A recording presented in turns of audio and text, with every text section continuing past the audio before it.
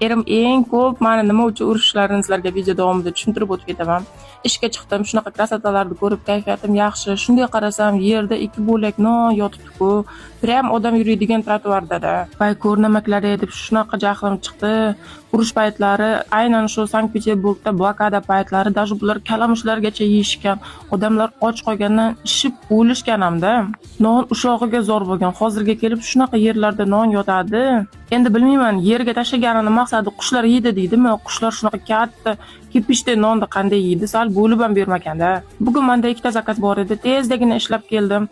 Uyga kela solib ovqat qilishga urinib ketdim. Bilmayman, har doim moyim qaynaydi, ovqat qilayotgan paytim kuxnida oynani ochib qo'yaman-da, keyin mana shunaqa shamollab yuraman. Bugun men ujin qilmayman diyetadaman. Erimni o'ziga yarasha dasturxonlarni tayyorladim. Bugun bizda ujinga yengilgina supchik, ovashnoy.